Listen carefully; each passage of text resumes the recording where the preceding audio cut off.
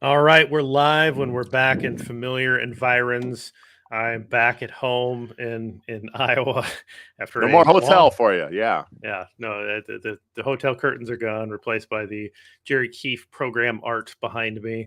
So long drive, long day, long 3 days. Honestly, it was a lot of work, a lot more work than I had thought it would be when I made this idea that I would cover camp for 3 days. And I'm like, man, this is a lot of work.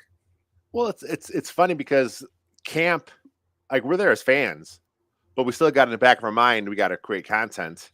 We're tweeting all day, so like, yeah, it's not a physical thing. Clearly, we're not being physical, but from a mental standpoint, you feel a little drained. It's like it's like a lot of content, a lot of moving. What's happening? What's here? What's going on here? Then of course you got to think of what the content. For you, you're doing the notes article every day after camp. We're doing the show every day after camp. I did a podcast earlier with the Irish Bears guys. I'm doing a podcast tomorrow as well with Line for Line. So it's like, a lot of stuff going on. We gotta juggle all those balls, so to speak. Yeah, I packed two hats for camp. I had a navy hat and I had a white hat or a grayish white hat, whatever that thing is. And Chris Armstrong had asked about the orange cap. Where was the orange cap? And I didn't bring it along, so I figured I'd wear it tonight. There In you go. honor of the third helmet there. But yeah, I had a good time. Breaking out some bear shirts. I liked your shirts. Those were nice. Those were some good. The Yeah, one today having some was fun with them. especially nice. Chris Farley on there was sweet. That's a nice touch. Yeah, it's got people for home. It's a ray gun shirt. It's a Des Moines based company. They're in Kansas City. But let's see.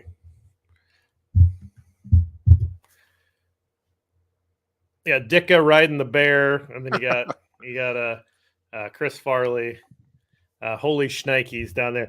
It's a fun shirt. I don't really know. Dicka's got a deep dish pizza slice and all that kind of stuff. It's fun. And you said you met Chris Farley, so it made my day.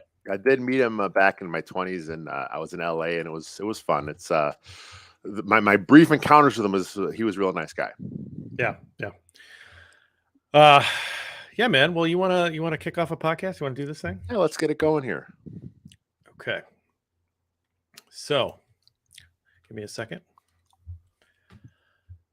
Welcome to Bear and Balance. I'm Jeff Burkus, a writer for Windy City Gridiron, and I'm joined by the editor of that fine site, Lester A. Wiltfong Jr. Lester, back-to-back camp days for you. This is my third camp day. I feel like I got my camp legs under me.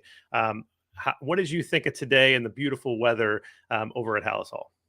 Yeah, it was fun again. It was nice today because we actually were on a different bleacher, which was actually shaded most of the day. There was a nice breeze. It wasn't quite as hot as yesterday, and again, we were right in front of the team drills. We weren't in front of the O-line, which I did actually miss a little bit, but it was cool seeing the defensive backs, the linebackers going through all their drills, and then of course, we were right there for the team stuff. So another productive and fun day at Halas Hall for the most part. It was good times for the most part. We're gonna tell a little story where Lester and I got accused of doing something that we did not do. And actually, if I went back and I listened to the first two camp recap episodes on my drive back, just to kind of remind myself of what I saw on each day, because it's starting to run together. And each day I made the point, like, we can't take video. We're only taking pictures. Stop asking us, about that on Twitter. We got into a little drama today with some of the stats. Yeah. We're going to save that. Not everybody's interested in the drama. A lot of people are only interested in the drama, but we will finish the show talking about that. But yeah, we were right next to the action. At one point, I pointed over to the other bleachers, which were still full, even though they were kind of away from the action, and everyone was fanning themselves with the little giveaway swag defense stuff. fan. Yeah, the defense fan. Yeah. And so we were not doing that because we were pretty much shaded, and then there was a nice little breeze that was coming through. So we did luck out a little bit with our seating, and we got there early. Early bird gets the worm, and we were able to capitalize on that. But otherwise, same tempo. I noticed the same tempo, same intensity from the coaches. I think the coaches are providing a lot of that intensity early, probably because the pads aren't on. But that's kind of my takeaway, is that the coaches are practicing what they preach, and this hits principle is the real deal. Yeah, for sure. I mean, today was a little more special teams, so we got to see the special teams coach hopping around and really getting his guys fired up. And the entire coaching staff is just, it's 100% buy-in for them, obviously, but they're really imparting that onto the players, and it's cool to see. It's with everyone just being this energized. Absolutely. And I don't know if it was the special teams coach or the assistant special teams coach. I need to kind of dig in there and figure it out. On Thursday, I caught him doing the O-line hustle shuffle. For those of you that know, it's where the bigger guys are told to hustle up, and they sort of move their upper body to make it look like they're moving pretty fast, but their legs are pretty much just walking or just kind of shuffling along. At least that's what we used to call it. I don't know if you had a different name for it, where you were kind of, just trying to get from one place to another, but not put in too much effort. Yeah, it was the linemen have their own special way of doing things, so I was right there with you. Yeah, I did plenty of that.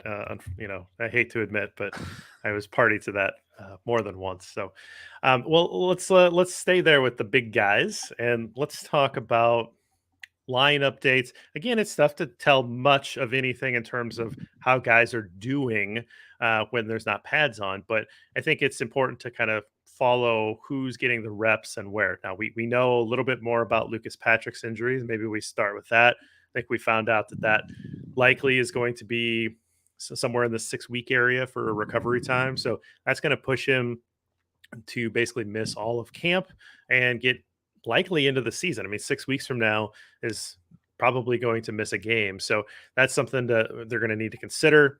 So what did the lineup look like? What did the first string look like when they went to team?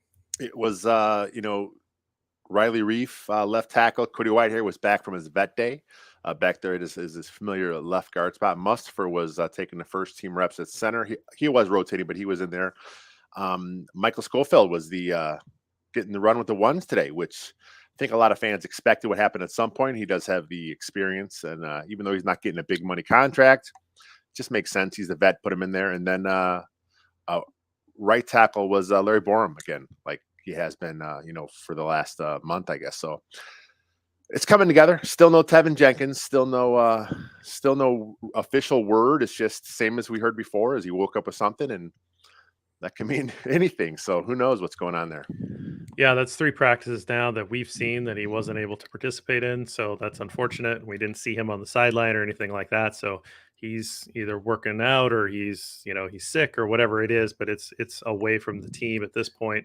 You pointed out that Zach Thomas and Cody Whitehair seem to be developing a little bit of a good mentee mentor relationship. Yeah. They came out together again. They were working together, and so that's really good for the young guy to be able to learn from a vet like Cody Whitehair. It's great that he's willing to show that. I think that overall, Ryan Poles may not have added all of the talent that he wanted to in the first year. I mean, I would hope that he doesn't feel like he's added all the talent that he wants to on this offensive line, but I think that he can feel pretty good that he's going to find a collection of 5 guys that can play together and be a cohesive unit. That's so key on the offensive line. It's if you have 4 studs, but you have one guy that's just a weak link. I mean, that's a problem. If you have 5 guys that are, there's no true Pro Bowl talent there, but the 5 guys are cohesive. They know what each other's going to do. That's a much more passable offensive line than it is if you have a up and down as far as the talent level goes. So I think this group will come together. It's still going to be interesting to see who ends up starting where, but I think, again, I'm not predicting any Pro Bowls across these 5, but I think it's going to be a better unit than it kind of looked like, and especially with those 2 vets they added. It's just it changes the narrative of the trenches just because of those 2 vets that came in. Yeah, like it settles things down. Yep. And even if we weren't necessarily the highest on Sam Mustafer, again, if that it's a nice luxury that they have. I mean, he's under contract. They slide him back to center. He's able to cover any time that Patrick might miss. They are very much committed to Lucas Patrick being their center. So that would be a short-term thing, but that is a useful piece. And if Mustafer can show that he can play guard, then he can move back into being an interior backup at multiple spots, and that's useful as well. So what about on the defensive side? I just wanted to at least mention, Dominique Robinson kind of starting to rotate in a little bit more, and we both mentioned like he looks like he belongs, and again, I'm really excited to see what he looks like when the pads come on. But anything on the D line that kind of popped out to you at all? I saw him a little bit, like you mentioned. I saw Justin Jones getting some pressure up the middle a little. I mean, again, no pads on, nothing's supposed to be live, but it's hard to keep the competitive juices down from the linemen. So, Muhammad, I think, had a couple things on at defensive end as well. The one thing I did notice in the first teams portion, the defensive line, the pressure was all over Justin Fields early, and all the quarterbacks. That first session was really dominated by the pressure. Of course, there's no sacks. You're not hitting the quarterback, so there was a lot of scrambles there where it looks like, oh, that's a nice 10, 15-yard gain from Justin Fields, but in reality, it's possible he may have been sacked on some of those plays because the pressure was getting to him. But that's training camp for you. It's a lot of it's up and down. A lot of fans want to look at a few of the tweets that are out there, right? And if there's a couple negative or a couple positive, they'll see a few and they'll say, "Oh man, things are going great." You know, not everything is via Twitter or via social media or even via the reports, because so much is happening. It's up and down. It's an inconsistent group on both sides of the ball. It's going to be that way probably for the next several practices. And I mean, it may seem obvious to a lot of people, but I think it's worth mentioning that, practice, there's times where you're trying to work on something, and you might be trying to work on something and the defense knows what you're trying to work on. Right. Yeah. And so sometimes it's hard to simulate real game situations, or sometimes like, hey, the defense is trying to work on this look, the offense is trying to work on this look, and they're not necessarily helping each other see the same looks. Right. I mean, that simulation of games doesn't always happen and doesn't always there. And I felt like they worked a lot on the run game today. It Right. did Well, seem that way. Yeah. that's not that interesting without pads on to me, but okay, you still have to work that in. That's important. And they did throw a little bit more downfield today, whereas yesterday was a lot of the short stuff. They had that compressed red zone session, even with 7-on-7, where they were working on a shorter field. So they have really mixed it up in terms of what they're working on with play concepts and things like that. And again, there's a lot to absorb. But I'm excited now that we've gotten through the practices without pads, and from now on, I mean, there'll be non-padded practice mixed in there too. But I'm excited to start to get to reports on, yeah, this looked good, this play popped, that kind of thing, as opposed to, yeah, I think that might have worked. Yeah. So we'll see. We'll continue going with that. But what did you think about Justin Fields? Was he, continue to build on what it was yesterday? Did he kind of come back a little bit? Like, where did you think he was overall? Yeah, I mean, the first day you were there, you kind of mentioned that he was up and down. He finished strong.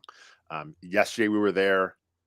I thought he looked really good. I mean, he was sharp. I think he was, 10 for 10 in the last session there. And, a lot of decisions were good. He had a couple picks early, but again, we're talking training camp. It's going to happen. You're going to have up and down days, and like you always say, those guys on defense, those are bears too. So if they're making good plays, that's a good thing as a fan to see that happen. So today, I'm more inconsistent. There was some nice shots deep in both the individuals and some of the team stuff. Some stuff on some out routes. N'Keal Harry had some nice grabs. It kind of was out there doing some stuff for him. We saw Pringle, St. Brown. A lot of different guys were making catches today. But overall, I mean, if we're being fair and honest, I think Justin Fields wasn't quite as good as yesterday. A bit of a down day for him. But I'm not saying it was bad. It was just. Yeah, I think I'd put it somewhere in between the first day. So I think it was kind of like a, here, then kind of in the middle. Yeah. If that makes any sense. But again, he got a chance to show off the arm a little bit. He was able to go downfield a little more. I like that one-on-one drill. I think that's fun. I mean, you always have to remember, like, it's rare that you're going to get one-on-one coverage. You're going to have a safety buzzing over the top. But it's kind of fun, and it's fun to see those receivers, win their release and go deep. And a couple times I think it caught the defensive back a little off guard, that they were going downfield, and then they kind of started rocking back on their heels, and then someone would kind of break it off and come back, and they'd have 7 yards of cushion. And so on those drills, things were looking pretty good overall. You got the team where you're playing coverage and you've got safety help and things like that, it evened the game out a little bit. But it's fun to watch those individual drills build up to 7-on-7, build up to team. It's fun to watch that progression in practice. Probably the best part, I think, of watching practice is to see how that sort of builds on itself and see those concepts that worked really well one-on-one, and then maybe not so much when you get all the way to team. Yeah, I mean, there's certain route combinations you just like we talked about yesterday. You're going to do a double move, but sometimes in these one-on-one individual drills, they do a little more than they usually would in a real game, just because you're one-on-one, you're trying to get loose, whatever it takes. But like I said, it's fun to watch. We saw, I mean, Simba Webster made a catch. We saw Isaiah Coulter make a catch. We saw Chris Finke make a catch. I mean, these guys, these guys were, they were making nice moves. They were running good routes and they were getting open. And then we saw, Halas Jones, take it deep. I mean, I talked about it. I was on a show with those guys earlier today, and that 4.3 speed pops. I mean, it's when you're watching it happen, it's like he just runs past guys. Yeah, it's the real deal. And then on the flip side, if a corner did make a play, which happened a few times, or a defensive back make a play, it happened a few times, and the secondary coach was fired pumped. up. He was fired up, and he would run down the field and give him, slap his hand, and he was pumped up for him. And I don't know, man, that got me pumped up. I don't know about you. Yeah, I mean that's an offensive drill. Though those one-on-ones, that's more designed for the offense. I mean, it's like you said, there's no safety help. You're basically playing one-on-one coverage. There's no concept of what the play would be down in the distance. You don't know what's going on. You just got to know you got to cover this guy one-on-one. So those are generally designed for the offense to get off. So when the defense makes a play, and we saw Duke Shelley with a nice a pass breakup. We saw Kyler Gordon with an interception. I think there was one with a nice breakup with Brisker as well. So we see these guys making plays, and it's fun. And then, of course, like you said, the coaches, again, high intensity, they're fired up, and that's what you want to see. Yeah, Brisker and Gordon both making a play again on that drill. That was great to see. And we're continuing to remember which one is which with their numbers. It's tough to it's the roster sheet is great, but after a while you start to learn all the numbers. Yeah. Can we talk about the roster sheet real quick? Yeah. Another defensive back on the roster sheet today, 3 for 3. Kind of wild. Thomas Graham Jr. was on the roster sheet today. Yesterday it was, or first day it was Dan Cruikshank, and yesterday it was DeAndre Houston Carson. And so not exactly like the frontline starters. And then so far all 3 defensive backs. So did the photographer just walk into the defensive back room and say, like, hey guys, I need some pictures, get your stuff on, and that's as far as he went? Or what happened with that?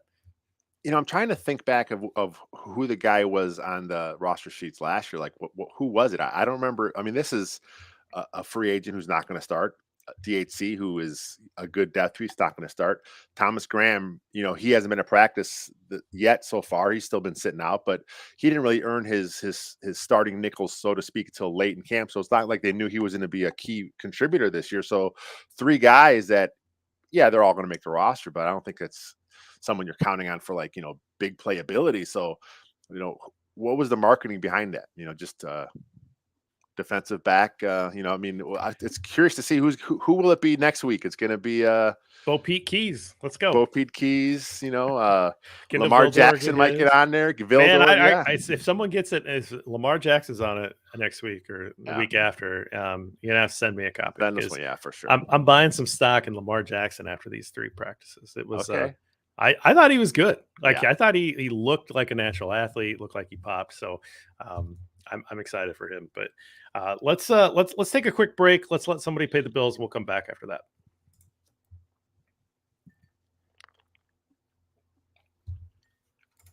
All right, Lester. So like we did the last couple of days, let's talk about who your top offensive player was, and then we'll turn around on defense. So who popped to you on the offensive side of the ball today?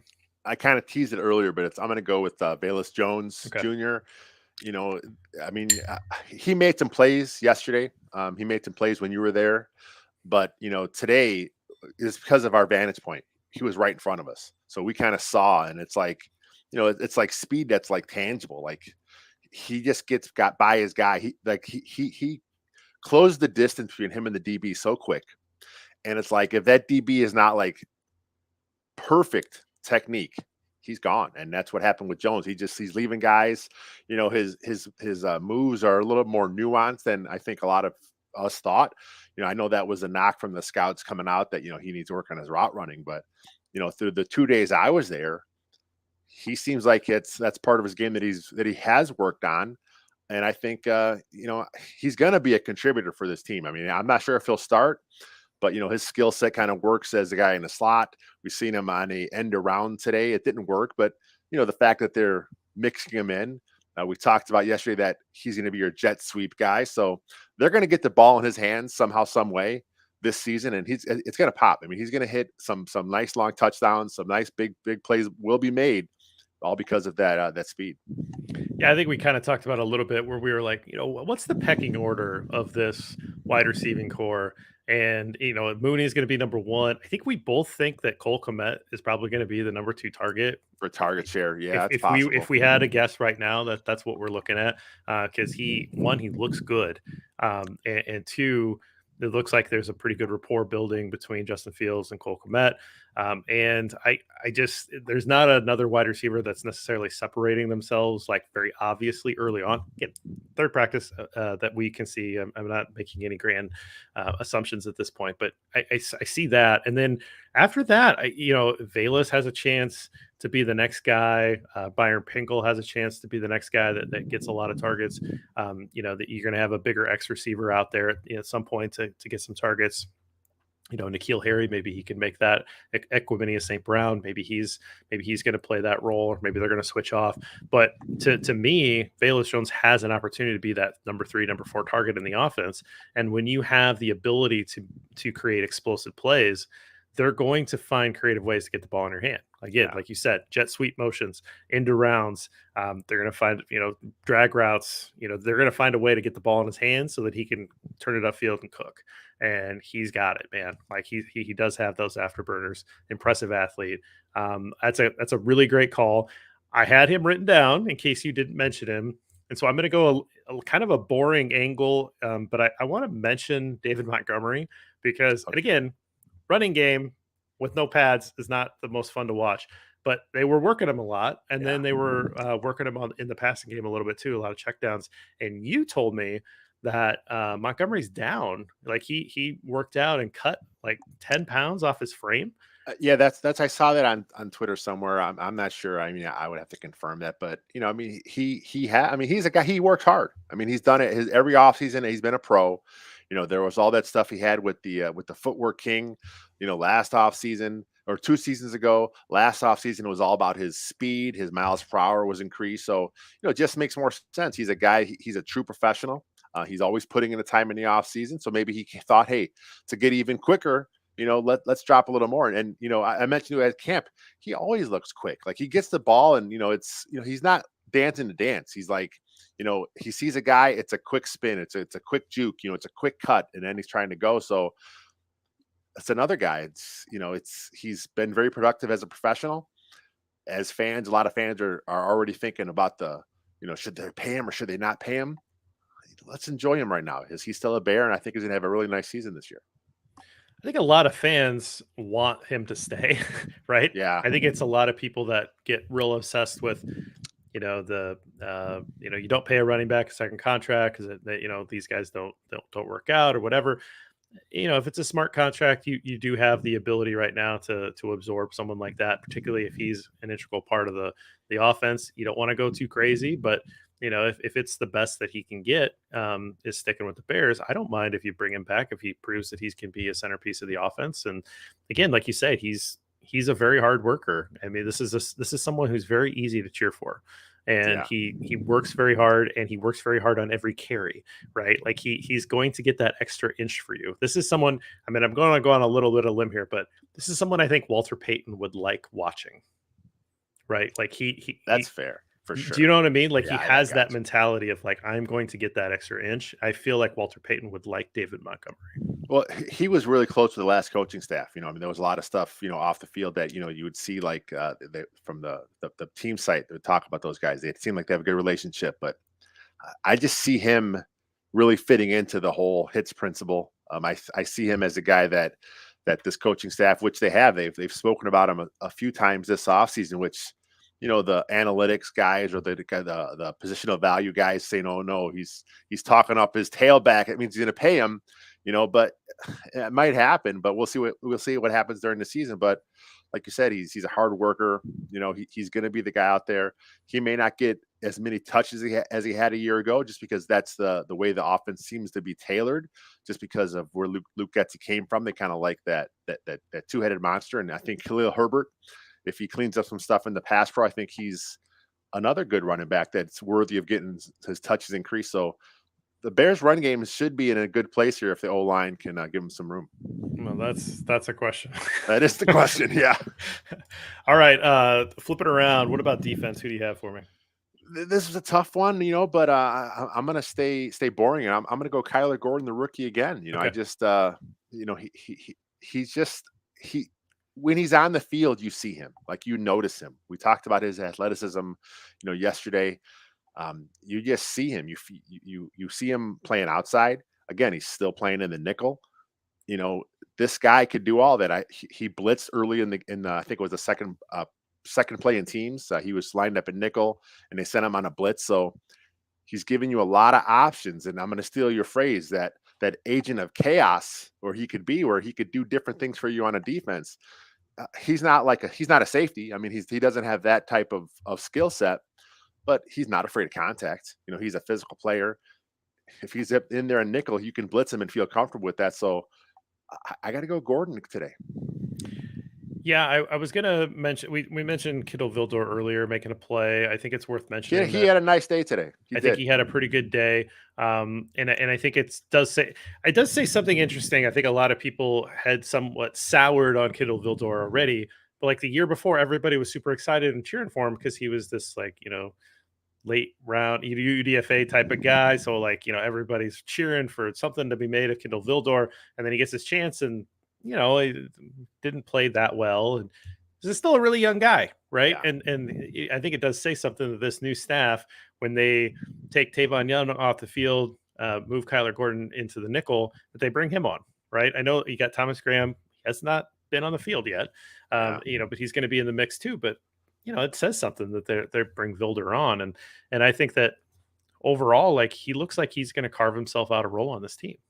Yeah, so it has been Vilder, I noticed, who's been, when they kick Gordon inside a nickel, it's Vilder starting outside opposite Jalen Johnson. And his skill set, it was, we talked about again today, Jonathan Wood of the Bears blog wrote an article. He did some deep digging into the stats, and Vilder's was a much better player last season when the Bears had him in his zone coverage. When he was in man-to-man, he was pretty bad, pretty awful. But the analytics, the numbers show that when he was playing zone a year ago, he was a decent football player. Bears this year to go into a more zone heavy scheme.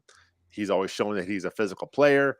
If his instincts come around, I mean, I wrote about him in the cornerback article I had. I got him as a roster lock. This is before I even saw anything in camp, just because he's, like you said, he's a younger player, a lot of experience. I looked at the roster around him. Just makes sense to keep him around. I mean, worst case scenario, he's your 5th or 6th DB, play special teams. That's fine. I'd rather have a guy like that on the roster that you at least can trust to go in there and get some stuff done for you. Yeah, absolutely. So I think it's worth talking about him. I'm hoping to talk more line stuff once we get pads on and all that. I don't really want to call anybody out for having a great practice when they're going against another guy without pads on. So it was, it's tough for that. But Nicholas Morrow made a nice play. If he would have held on to the ball, I would have maybe called him out here and given him the props, but he did not. And I said should have made it a pick 6 on my tweet, and then I said, you know what, I'm going to change that to could have, because shame on me for assuming that you could make a play like that. I don't know how close it was, but it was a very nice play to break it up. He is known for his speed. I mean, that was his thing coming out of college, a small school guy. He was known for his speed, so he may have been able to take it to the house. Yeah. So he acted like he felt like he missed an opportunity. Yeah. Seemed like he did. So, but yeah, that's the defensive guys to kind of talk about. So, any other final thoughts before we get into the drama? I do want to mention, I tweeted about it today. just the way the whole defense's mentality. I talked about how it's there's no hitting, there's no tackling, but they're always going for the ball. And I saw it again today. The same thing. It's every single time the ball carrier would have it, he would run. They always run a little further extra. Every defensive player he passed, they all took a poke at the ball. It's like ingrained in them now. It's like they're all going for the ball. The offensive players are all holding it high and tight. They do not want to fumble. I think it's the 4 or 5 points of contact. I haven't coached in a long time. I forget what it was, I but think it's 5. Yeah. It's tight, man. You have that football tight, and you see the Bears on offense. They're all like that. They hold that ball because they know that they don't want to be the guy that gets it poked out if they become lax towards the end of a play. That's not good for them. So it's the mentality, and I love to see it. Yeah, absolutely. Again, that hits principle just came through again and again. Obviously, they've been preaching it a whole off season. It's the first time we've been able to see it, and I think it came through. So good stuff there. All right, let's talk about the drama. Again, drama. If you're not interested in this, you can stop the episode here. But let's talk about the media policy. So it's posted. If you haven't been to camp, if it's posted, says you can't bring in a camera with a lens bigger than 3 inches or something like that. 3 inches, yeah. And then you can't take video. It's just only still pictures. And so if you have been following our Twitter feed, we do not take video. We have been following those rules, and we have been following them the whole time. And people keep asking us, hey, can you take some video? Share videos. A video would be great. Yeah, we know video would be much better, but we're restricted to take photos, and we had been following that policy. Today, there were people that must have been sitting amongst us or near us that somewhere in the bleachers, taking videos, and they were posting them, and they were getting a lot of traction on Twitter.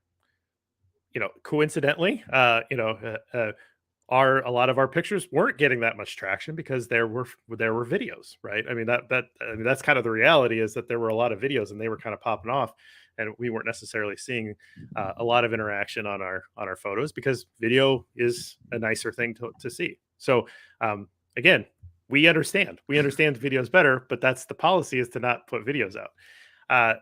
Somehow the Bears media people try to figure out who was taking the video, and they deduced from some weird thing, for some weird observation, that the 2 gentlemen in the back row were the culprits, the 2 of us. And so a somewhat famous Bears media person was identified as one who pointed the finger that way. We'll just leave it at that. It did seem that way, yeah. That's what we were told. And a gentleman who looks like he could be confused with the smaller version of Goldberg came up to us and started chewing us out a little bit and telling us that we weren't allowed to do video. And I said, absolutely, sir. We understand. We're not doing video. But it wasn't like hey, how you doing? Who are you? Are you taking video? It was, you guys are doing video and you need to knock it off. Yeah. And so we informed him that wasn't the case. And then I mean, the bleacher part, he came at us in the bleacher. So we're at the very top. So he's like storming through the whole crowd, and we see him coming, and it's like, like you said, it wasn't a, hey, are you guys doing, it's a, hey, knock it off. It was like we're getting scolded. I'm like, what? Yep. We're not taking video. And the first thing we both did, check our feeds. Right. Here it is. You want to see our phone? He didn't want to see it. He just kept saying, no, I know it's you. It's you. And then after a few minutes of back and forth with him, it was, again, he still wouldn't believe us, but he must have believed us to a point, because he walked away. We're like, aren't you going to apologize? I mean, it's not us. I mean, and he's like, no, I'm not apologizing. He just left. We thought it was over. And then 6 minutes later, he pokes his head out from the field, gives us the point. You two down here now. We're like, what? Now what have we done? Again, same thing. This time he pulled us to the side, and same thing, and then he showed us a video. Right. There's your video. But, he showed us just the video. So there was no, the Twitter or Instagram, whatever it wasn't, the profile wasn't there. We're like, well, show us who it's from. He showed us, and I'm like, that's not me. That's not JB. No, that's you. Look at the picture. It's a guy in a hat with a beard. Hat with a beard. What the hell? There were I don't probably know. 25 guys in hats with beards Yeah. at the time. So again, a little bit intimidating. You're not someone who can be intimidated very easily, but this guy clearly gets through a lot of his life, but with a little bit of intimidation factor. Yeah. And I'm trying to diffuse. Hey, man, we understand it. To my point, just I'm making a couple minutes ago, I get it. These guys that are breaking the rules, and again, I don't necessarily agree with the rule. I don't like It's the a rule. I stupid wish rule that we for had one. it, Yeah. but I wish that we didn't have that. But you put it up as a rule. I'm going to respect it. You're going to respect it. We're not going to break it, right? And so, yeah, people that are saying we don't care about the rule, they're skirting it. Well, they're taking advantage of the situation where we can't, and that puts us a little bit of a disadvantage, and I don't like that, right? So I'm upset. The first time you came at me a little weird. If you were upset, you were chill the whole time. I got to tell you, I felt myself getting heated. Like this MFer was coming, like, how dare you accuse us? And then you were like, "What's your name, sir?" Okay, you're like very cool with them, and I'm like, I got to take my cue from JB, or else I'm gonna like, start, saying some naughty words in front of all these kids. So I'm like, okay, So we leave that conversation, we go back up, and of course all of the eyes are on us at the bleachers. There's a lot of like assumptions that we are wrong. Like they believe. he did apologize the second time. He goes, "Well, I guess it's not you then. Sorry. If it's not you, sorry." Yeah, there was a lot of qualifiers. I Yeah. actually said, I think I said a couple minutes before that moment, I said, "Look, I think you owe us an apology." Yes. And then he goes, "I'm not going to do that." And I was like, "Okay, but like, look, you can take my phone for all I care. You can Yeah. look through it. There are a couple Pictures. hundred pictures at this point, but it's just pictures, right?" We go back up, think it's over. It's a little embarrassing, right? Like, I mean, again, there's people that kind of We're have getting the made their eyeballs, assumptions. like they think we're like, Right, breaking a rule. And right. then, I pointed out to the guy, I'm like, look, we both are content creators for Windy City Gridiron. We're part of SB Nation, Vox Media. We're not going to break the rules. And, because, even though they won't credential us, I'm still going to respect the rules. It's Right. like, I mean, we have a fairly substantial a loyal fan base that love the site and our videos and our content and our podcast. I'm not going to do something to jeopardize us going back to camp, because Right. fans love the camp content. So I'm not. So he didn't care. He just, So we think it's over. think, yeah, And then another gentleman calls us down, same way. same way. So You we have to. too. I thought we were getting kicked out. Yeah. So I grabbed my stuff and I said, "All right, let's go, Lester. I think I we thought might be get kicked out." I was thinking we are gonna get like a apology from Coach Fliss, and he was gonna like send us like a jersey. Like, man, I'm sorry, I was Okay, such a we did jerk. went in different directions. Yeah, I know. This gentleman said, "You've been warned twice. You guys gotta cut it out." And it's like, this is not. We are not doing this. And we did the same thing. We showed the feed, and this He looked guy, at I the feed think, this time. got it. He Yeah. he said, "Okay, scroll for me." And so you were scrolling through your feed. I was showing him, and he said, "It's the." He's like, You're, but you're when you're holding down the button, that's what a video is." And I go, "I don't know what you're. I'm up here and I'm hitting. Can you see my finger? You're taking photos. Can you see my finger that's taking the photo though? That's an Yeah. honest question. Like you are seeing like what they see at a different at a much like they're further back, but can you see my index finger? Of course you can, Yeah. right? My index finger is here. He kept saying you're holding it down. How do you know? Like I'm holding it here and I'm hitting the button, and then so I try to get the formation right The before the snap or pre-snap. right at the Yeah. snap, right? So that you can kind of see what it looks like. And sometimes it's at the snap, sometimes it's before the snap. And then I would try to find a spot where the ball went, and I would try to get like an action shot, like of the field opening up or whatever. And I try to put up one or two or maybe even three photos in a sequence. About as good as I could do. I tried my best. Some of them were much better than others. Some of them were a disaster. Some of them I didn't even try. And he just kept on me like, "Well, it looks like you're taking video." And I'm like, "I don't know what to tell you. We're just taking pictures, Yeah. and we're trying to just kind of recreate what the scene was here, but we're not taking videos. I don't know how you can tell what my finger's doing from 30 feet away. Yeah. And you Well, can't see my finger. I'm holding it with one hand.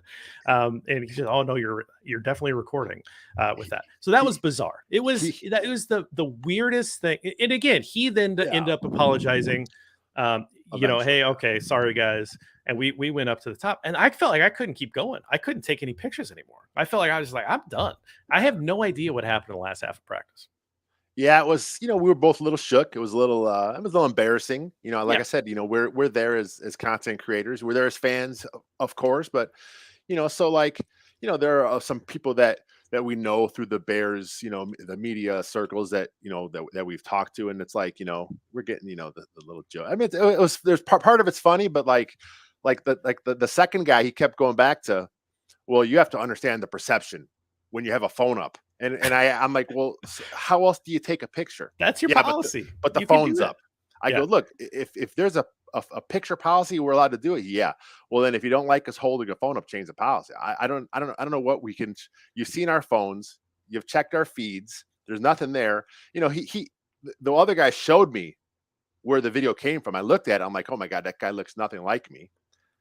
Maybe a little, I guess, if you really want to squint, but it's like, I'm You guessing did say, you go, look, that dude's short. I'm 6'4". That is a direct quote. 6'6", my friend. Oh, 6'6". Sorry. And then I'm guessing I got maybe 25 years on the guy in the picture. Yes. Is my, I mean, I'm like, come on, how do you make that mistake?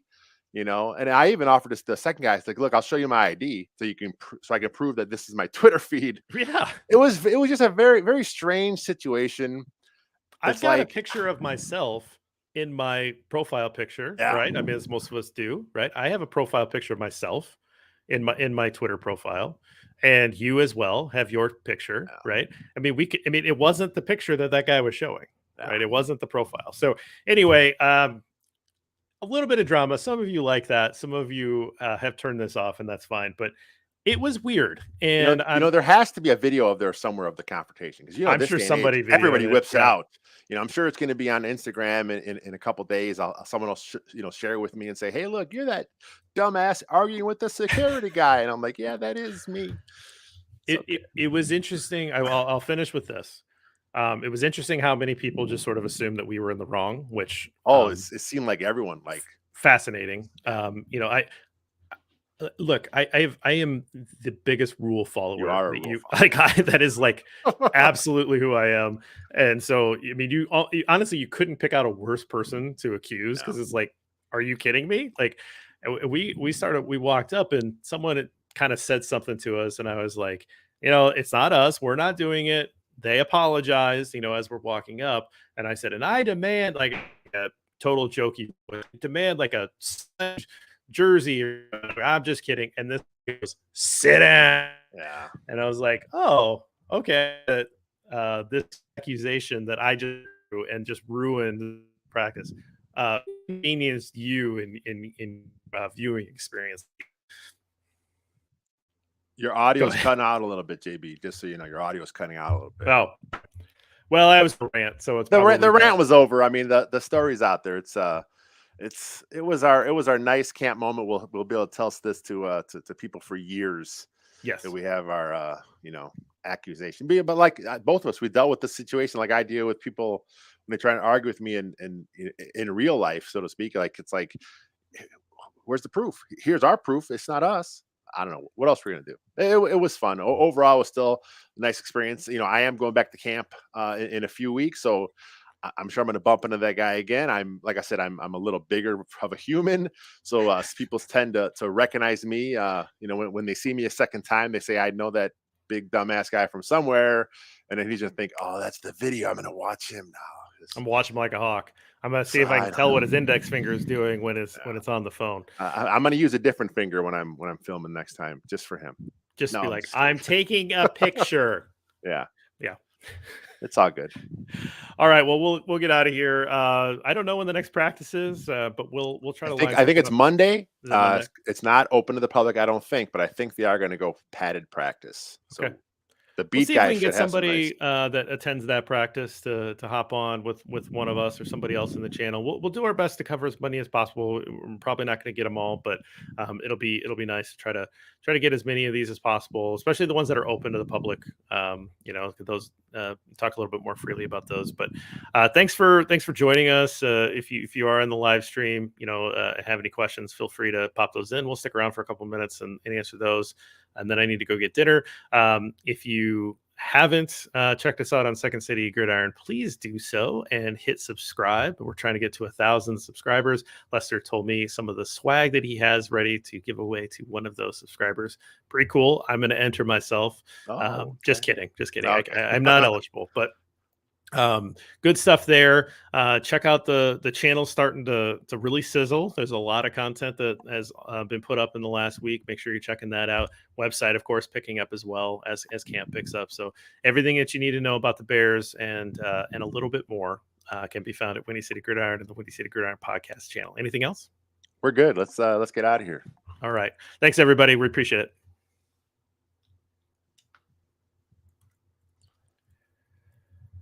All right. Well, I don't see any comments yet. Thanks everybody for joining us. Unless I'm just not seeing comments coming through, but yeah, just a crazy situation. Weird, yeah. And I just, I had a long drive. And I imagine you're alone in your car with your thoughts. That's when I stew. And I'm sure, yeah. I just kind of thought, I was like, I had a really good first 2 days. I was having a good time. This is the third day. We kind of played everything right. We sat in the right spots. We were seeing a lot of stuff. We were seeing a lot of people that we wanted to see and interacting with people. Other guys like us and other fans and reporters that we've interacted with in the past. And, just really good experience. And then I saw a lot of looks up to our direction at that point of the day, and I'm like, what is happening? Yeah. And then I was ready when that guy came up. I'm like, it's not us, man. Hey, Yeah. I know I see you pointing at us and coming up, but it's not us. And I just thinking of it, it really kind of ruined it. It really kind of ruined my day. And then that's unfortunate. I think that's sad. It's just the way it was handled. Like, yeah, if they would have said, "Hey, could you guys come here for a quick second? We just want to double check." If he was cool about it, like, yeah, I'm like, okay. And then then we come away and like if you would actually listen to us the first time and right. actually checked our feeds, saw who we were, saw that nothing was on our thing but photos, the whole thing would have been squashed. But then it's like I just didn't understand what like the whole point of the second area and then the third. It's like I'm guessing there must have been someone there from the media team that was telling them, no, it's got to be them. Look at the angle of the filming of the. It's got like, come on. I watched the film, but it wasn't we had a big poll. We did have the poll was not present, so they were just off on that. I'm just going to assume that this media person, has read my stuff and is a little jealous and is a little worried about, like oh man, like I can't believe that guy wrote that article on the Jerry Keefe art. I should have written that article. I have no idea. Like it was bizarre. It was really random. It does seem like the policy is formulated because, like, I mean, most teams don't care. Right. Film, whatever you. I think it comes down to their, again, speculation on my part. Their social media team, they want to make sure that fans are going to come to their Twitter feed, their Instagram, their Facebook page, and they're going to retweet their stuff. But I mentioned this earlier today on the Irish Bears show too. It's like we're fans of the Chicago Bears. Yeah, I'm going to retweet, Bear Fan 62 because it's a cool video, but I'm also going to go and check out what's going on the main Twitter feed of the team I love. It's like they have high definition cameras. Yeah. They have professional editors. Cool video, cool access. Music. Like they can create stuff at a level that we can't. Videos on phones aren't very good. No. I mean, they've come a long way. But they're not the act that they don't. We don't have access to what the tools that they have. We're not competing at the same level. Yeah. So what's the deal? So Bragg's in the stands is not stealing their audience. No, it's if anything, it creates more fans. Yes. And it creates more enjoyment and love of the team. Yes. And that's what you should want. The overall mission should be more Bears fans wanting more content for everything, right? There are hungry fans that aren't satisfied with what chicagobears.com puts out. Like that, they like it, but they want more of it. They want more, right? yeah. And so they go out and they find other sources of content. And that's where people that like us who love this team and can create content while doing other stuff for a living, come in and have an audience to share that type of stuff with. And there's a lot, not everybody clearly, but there's a segment of that fan base that likes to read that stuff, or likes to listen to that stuff, or likes to watch that stuff, right? So it's more is more. That's what this is. And it's unfortunate that they seem to have wanted to go in the other direction. Like there's some kind of competition that they want to squash. That's what it feels like. That's unfortunate. Yeah, that's how it feels. But like, the Seahawks are doing it. The Broncos are doing it. The Ravens are doing it. The Patriots are doing it. Some teams literally live stream the whole practice on their website. And I'm like, right. Like the notion of, I know a lot of people think it's because they don't want them stealing our plays. I don't think anyone cares about that. Coaches don't, because they know. Everybody knows. Everything I have on film is on film, because who cares? Because if I do this, you think this is coming, I got this off it. Maybe that wouldn't have been true in the Matt Nagy era, because it was just a collection of this play, this play, this play. But this new Luke Getsy, Mike Shanahan style offense is there's a variation of everything. So if you know what I'm doing, I don't care. I'll just do this. Or just install it on a day where fans aren't there. Yeah. I mean, it's not that hard. So very, very, it was fun, but it's weird. It was a weird finish. It was a long 3.5 days, right? Yeah. I mean, this was a long 3.5 days for me. So I'm going to write an article at some point tonight. It might publish whenever, yeah. And then I'm going to go to bed. So that's a good idea. All right, man. Well, let's get out of here. Thanks everybody for joining us, and we'll see you soon. We'll bring in a third person to help give a camp report or two down the line. So thanks everybody.